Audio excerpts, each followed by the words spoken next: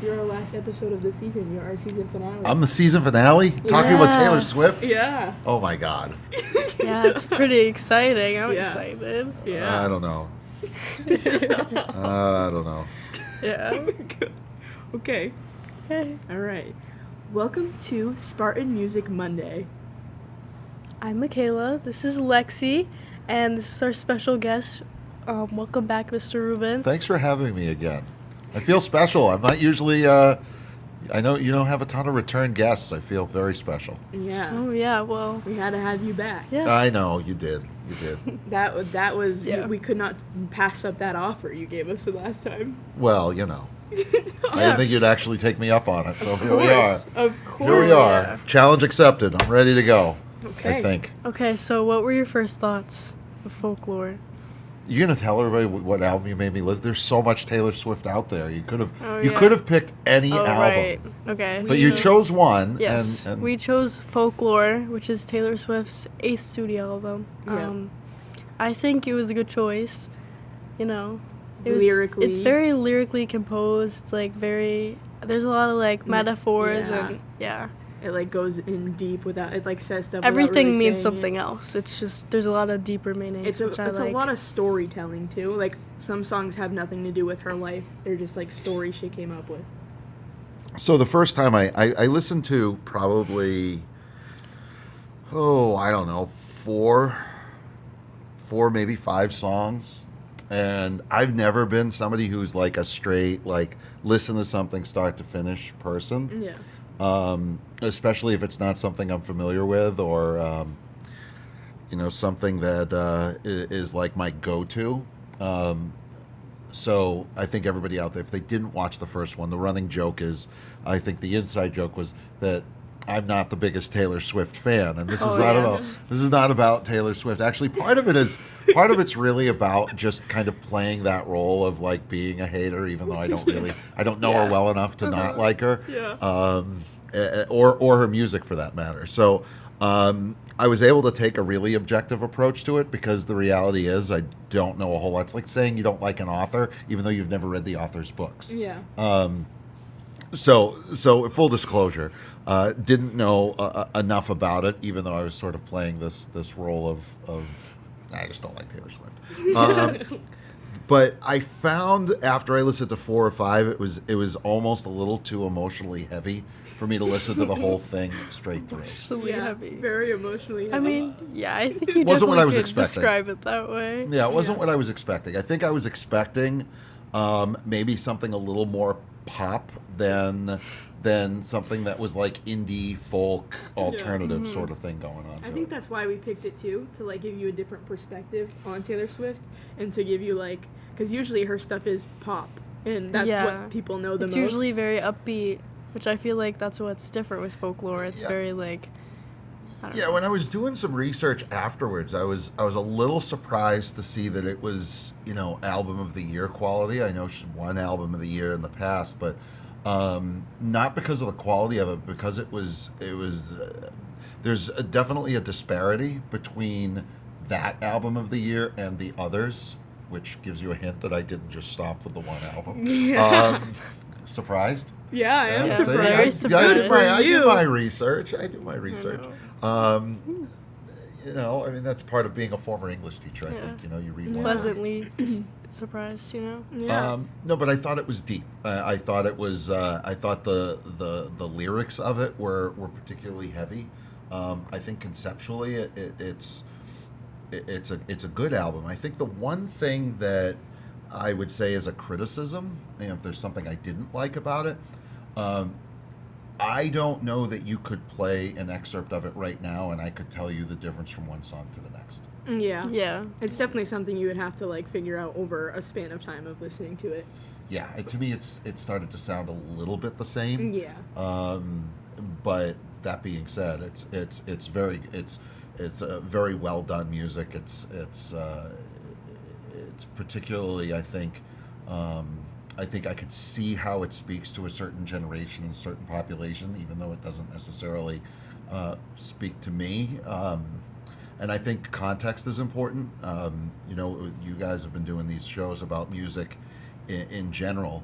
And something that is important about music and its story is the context. It's like reading a book of literature or poetry. And the fact that this emerged sort of in that, like, post-quarantine, like, let me lock myself in a room and watch some old movies and see how that speaks to not just my story but others, I think is really kind of fascinating. Yeah. Because it came out in July, and then it had a sister album called Evermore that came out in December. So it was all like this one big world that she created during quarantine. Yeah, and honestly, it sort of brought me back to a place at the time that I think a lot of people watching probably don't want to go back to, right? Like that June, July, August of 2020 is... Yeah.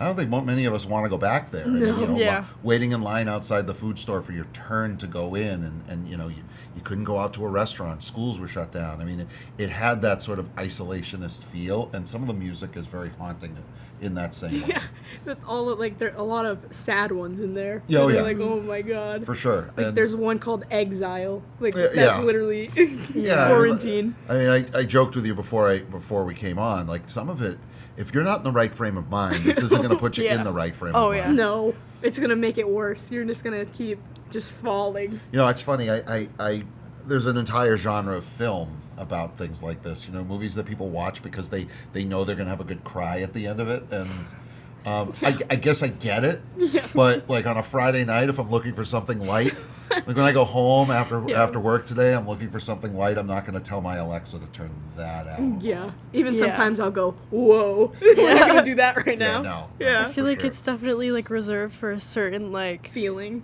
feeling or like point in your life where you're like sad or that kind of stuff. It's definitely not what I would listen to if like it was warm and sunny out and I was having a good day. It's like one of those Yeah. one of her But sadder when it albums. came out, it was like the perfect timing for everything. Oh yeah. Oh, for sure. And Yeah. and it's funny, like, again, the running joke is, don't break up with Taylor Swift. She'll write a song about you. It's not that far from the truth. Like, Yeah. I can see how people, listen to this music and it takes them to a specific place or emotion or something to that effect. It was well done. I think the other part of it, if you're an artist and if you're a critic, is trying to see how some of the motifs weave their way through, and that's something you get when you have either great music or poetry, and I think there's a lot to be said between the two. Is when these images sort of not just show up in just one song, but they might pop up again, but it's subtle. There's a certain subtlety about it. Some of it, like Exile, for example, is very much over the top. There's no question what this is about, but it's well done. And that was very Yeah. well done. Yeah. Do you want to get into the love triangle? Sure, why not? Yeah. So, I don't know if you've noticed, but in Folklore, there is this love triangle that Taylor Swift kind of creates. It's like a story that she's trying to tell. So, there's 3 songs in the triangle. I don't think it's confirmed, but it's basically like, Cardigan. Betty, Cardigan, Betty, and August, where it's, each song is from a different point of view and a different time. And basically what happens is Betty and James were in sort of, I don't know if it was a long-term relationship, but Yeah. it was like they had a very close relationship, and then it ended because James had a summer fling, August, which basically is what the song August is about, and that's from, Oh, James. yeah. Yeah. Yeah. August is from Augustine's point of view, which is like the girl he had the affair with.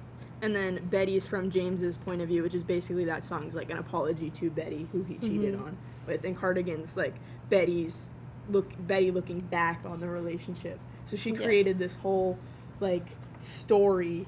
Within a story. Yeah. Yeah. Oh, see, and I'm listening to things very.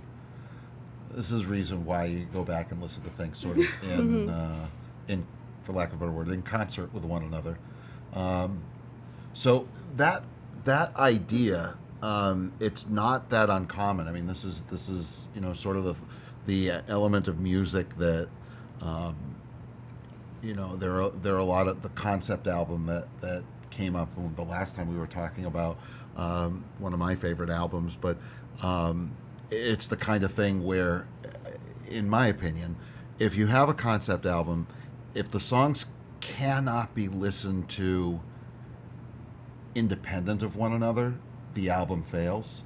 And in this case, they can, Yeah. right? Like, you can listen to those songs independently of one another and not realize, as I just did, that there was a sort of whole whole world. subplot. Yeah. Yeah. Yeah. It's like playing Minecraft, right? Like, you can exist in one world, or you can exist in a larger world. Did I just make somebody laugh in the other room by mentioning Minecraft? I did. Probably I made me did. laugh. Yeah. You guys play But, yeah. Minecraft? No, I used do to not play when I Minecraft. was younger. Yeah. That was my jam. Me too. Loved that. Yeah. Mr. Barros Minecraft. probably Mr. likes Barros is over there like, Yeah. yeah. No, I'm more three dimensional. I have a Lego universe, but not Minecraft. Yeah. Although they're kind of They're kind similar. of similar, yeah. Is that too much information for me to divulge on this No. program? I say we just usually go wherever we All go. right, well, that's Wherever good. it takes Kind of us. like a word vomit, but Yeah. it Yeah. works. Yeah. Yeah, it works. The first ever podcast that talks about the connection between Taylor Swift to Lego. There we go. Yeah. Everything is awesome. We go wherever See what we it just takes did there? us. You see what I just did there? Yeah. Oh my god, I got it. Yeah, You did see? that. Everything Yeah. is awesome. That's good. That was wonderful. Yeah. Wow. That was good. Yeah. Anyway. But yeah. If Not you a don't- song Taylor Swift would have sung on that album. No. Maybe not. No. No, probably not. Don't Yeah. think If she had so. covered that on that album, people would have been like, something's wrong here. Yeah. Yeah. Yeah, she's on Would have something. been like quarantine got her good. Yeah. Yeah. I was reading one of the critiques, and it's actually, it's fascinating because I just watched this movie for the first time, probably last summer, so probably 6 or 7 months ago. Was it said one of the movies that inspired some of her work was this Alfred Hitchcock movie called Rear Window. So if you haven't seen Rear Window, it's pretty dark, it's pretty creepy, and it's like one of those sort of like foundational suspense thrillers that, and I can see how certain elements of life and art influence this album, and I think that's more where I took it than just listening to the music itself, just because I had no context going in. Yeah. And I think that's what's cool though too, because you got to like, what do I think about this song, and not like we're as us we know the whole plot and everything. But some songs still have their own meanings to me. Yeah, and I think that's what's interesting, and I also think it's not a, what's the word I'm looking for? It's not a singular moment. Like it's I think it's one of those albums that I think every time you listen to it, you might pick up on something else. Yeah, for sure. And you know, one of the first great albums written by a woman, sung by a woman, and that evolved sort of in this female voice capacity was Carole King's Tapestry from back in the 70s, and I have the vinyl for it, and it's one of those albums that every time you listen to it, you pick out something else, whether it's a nuanced use of the music or the terms. I feel like if I were to go back and listen to this again, I'd have full disclosure, did not listen to it start to finish all the way through. Has never really been my style of listening. I think you pick up on different things. I think Yeah. you would pick up on different lyrics, maybe the interplay between the actual music and the word music and how those sort of work together. And I think that's the function of a great artist. Oh yeah. This album, it's like, I don't even know. You get lost in it sometimes. For sure. Yeah, and I feel like it's different just because, like, she's using her words to kind of paint a picture, whereas, like, other songs, it's just, like, her experiences or, like, just for fun. Like, I feel like she has more of a story with it, and it's, like, there's a lot more metaphors than her other albums, which I like. Yeah. Whereas, like, Cardigan is one, like, in the song Cardigan, basically Betty's saying to James that she felt like people didn't really, like, notice her. It was just how I perceived it, I guess, because the lyric was, I felt like a cardigan under someone's bed, and you came on and put me on like I was your favorite. And so that was kind of a metaphor that I liked, because it was like, okay. And then she kind of, like, ties it all together, and it's just... And it makes sense somehow. It That's does. really good. I don't know how she does that. It's just, yeah. I don't think most authors do consciously think about it. It's interesting when I would teach poetry. Sometimes people think, or do authors sit there? We sit there as students afterwards and say, so I wonder if they were like, what's the author's purpose in using this symbol, right? Like, how many times have your English teachers said to you, let's talk about author's purpose? Yeah, all the time. And let's talk about theme. Let's talk about tone. let's think about how word choice and semantics, the order that words are put in, influences rhetoric. Songwriting's kind of the same, and I actually wonder if the genius that is musicians actually consciously make those decisions, because I don't actually think great writers do. I think it just sort of happens, but I may be way wrong on that because I'm not a great writer. But I think people, when they listen to this, that's what they're looking for. Is this about isolation? Is this speaking about a past relationship? Is this speaking about just humanity as a whole? And when you think about context, where people were just so isolated from one another and trying to find some form of human connection, be it, in nature, in technology, and I think that's what makes this album particularly powerful. Yeah, for sure. I agree with what you said, though, because there's no way she was just like, oh, I'm going to explain this by using a cardigan. Yeah, right. No. Yeah. No, because that was just not real. No, I just don't. I think, like I said, I feel like great writers, great poets, I think it happens very organically. Oh, yeah, for sure. Is there a song, I know you said you don't really know, the titles and all this stuff if you had to tell them apart, but is there, a specific song that stuck out to you? Not specifically. I remember either the second or the third song of the album that I remember hearing it and being like, whoa, this isn't what I was expecting. And sort of drew me in. And again, off the top of my head right now, of course, I can't remember which one it was, but I think it was the second song. The second song is Cardigan. Yeah, so there we go. We're back at that one again. It was either the second or the third song. Because the third one's Last Great American Dynasty, where she talks about her, Newport mansion. Oh, yes, that was it. Yeah. That was it. Yes, that was it. I could relate. Not that I ever had a Newport mansion, but, I could relate to... We wish, right? That song's cool, too, because whoever thinks about talking about the person that lived in your house before you and then how it was passed to you, that's, crazy. I don't know how she came up with that. Yeah, no idea. I remember listening to that. Yeah. Yeah. No. So, do you have, I don't know, because you said you don't really know, was there one that was just devastatingly sad for you? I think by the time I got to, like I said, the fourth or fifth song, I needed to hit stop. Okay. So, was there any that you listened to more than once? So I listened to the whole thing more than once. Okay. But again, Right. I don't I'm not good with song titles, not right off the bat. So I listened to the whole thing. Like I said, I listened to the first time for more introductory purposes. I feel like the second time I was listening, it was more for annotation, to kind of get a sense of, okay, the why, and then I started doing a little bit of research as I was sitting there listening to it, and you're looking at me being unprepared because I had this little cheat sheet of notes, but it's probably still sitting on some pile on my desk somewhere at home. Because where you stopped would be around Exile and My Tears Ricochet. Yeah, so somewhere around there, I was I think it might have been Exile. I was like, you know what, I'm gonna put this away for right now. Put this away and put on, Step out. Everything is awesome.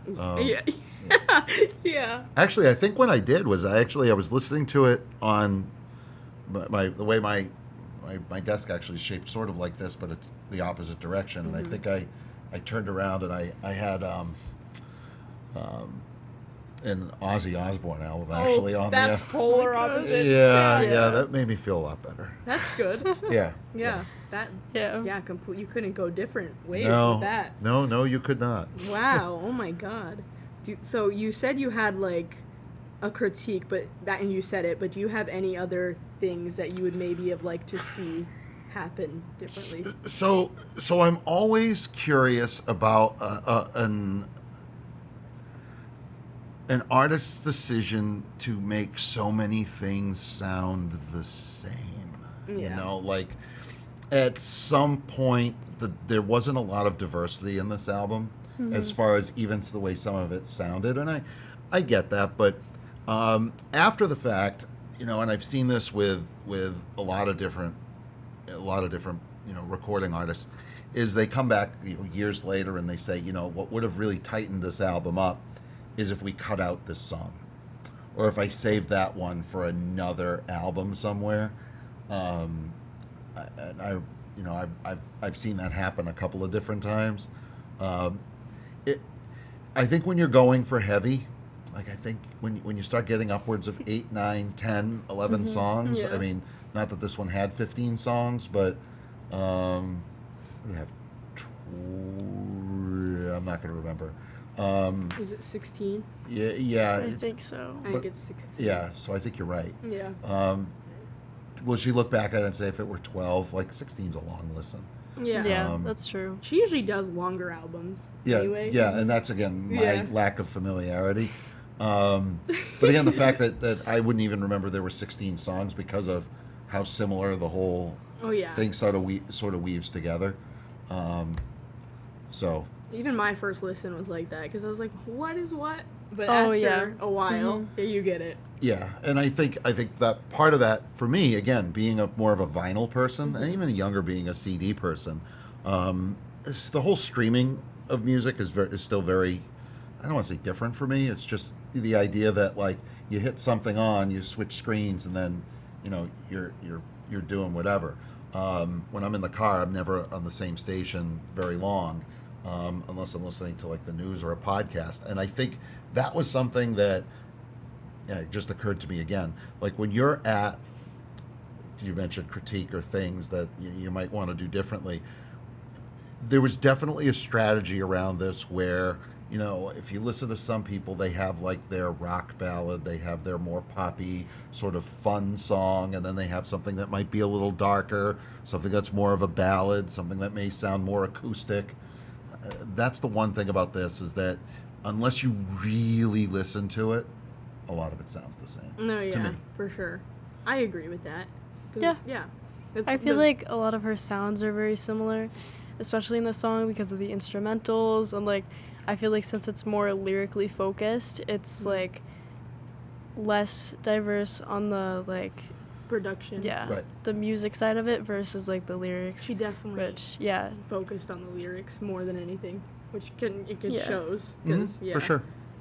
But definitely, there's this Long Pond studio session. So she goes in to like her studio where she like recorded it, and she goes over what every song means, and it's on Disney Plus if you're interested. I have watching Disney that. Plus. I don't know that I'm going to make a promise that I'm going to watch that anytime soon, but I That's may. okay. If you ever just are bored and are like, oh my god, I'll figure out what this album is. I you know what? I'm actually some of the best things that I listened. Last week I was listening to a really awesome. It was over Christmas vacation, holiday break. A really great interview from probably a couple of years ago or within the last couple of years with Neil Young that Howard Stern was doing. Howard Stern does these. Everybody knows Howard Stern. I think Yeah. for a lot of his more sophomoric, juvenile, potty mouth humor. But when he interviews some of these musicians about their motivation, some of the story you get. More recently, I heard it on the radio, but I think HBO is streaming his interview with Bruce Springsteen. I mean, just really crazy interesting about the insight you get. And I actually find that, just because looking into the mind of geniuses, you can learn Yeah. something. So Mhm. that Yeah. might be something I'd actually tune into. Well, it's on Disney Plus. My daughters would think there's something wrong with me. They'll think like I'm ill or delirious watching. you got abducted or Sorry. something. That's okay. Yeah, you were getting. Are we getting the cue?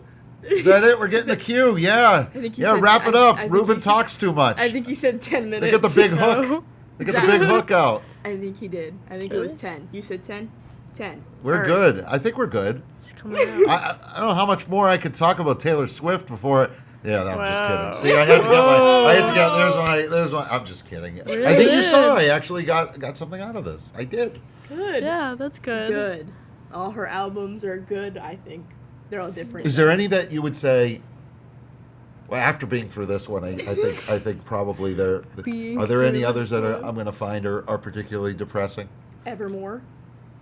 That's Oh, you probably answered that about quickly. it. Yeah. Okay. Because the rest of them are like you've got your ups and downs. Yeah. Where these are concept albums. Yeah, I'm gonna leave here and go like listen to something that's gonna Midnights came out not that long ago. Muppet Show or something, because this was hard.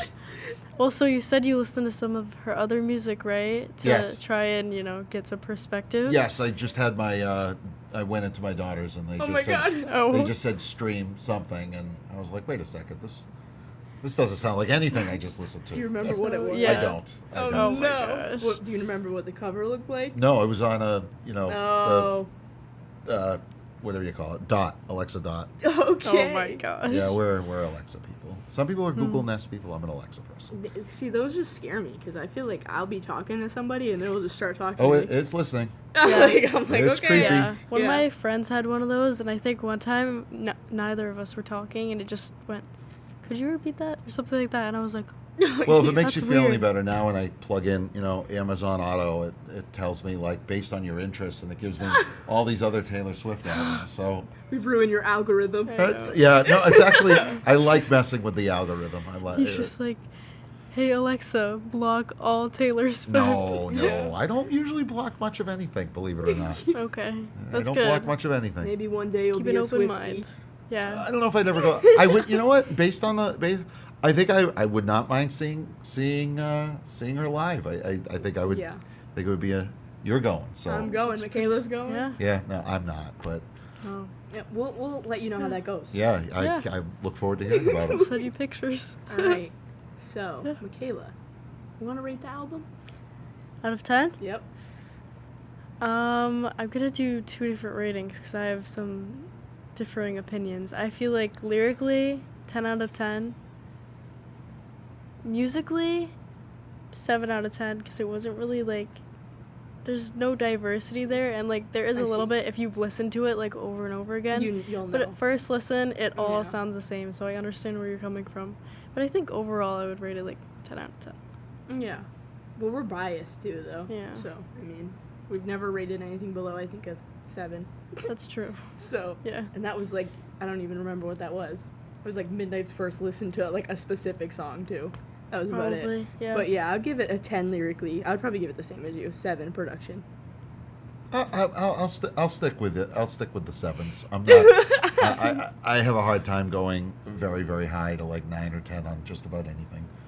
So I'll stick there with you. Understand. Do you have a 7. 10 for anything at all? Just anything? Do I have a 10 for anything? Yeah. Gosh, that is tough. That is really tough. A 10 musically, a 10? Yeah. Oh boy, that is on the spot. I don't know if I could do a 10 on the spot. Nirvana Unplugged is pretty unbelievable. Okay. Unbelievable from a Yeah. musical standpoint. I don't know if I would call it a 10. Wow. Yeah, 10's tough.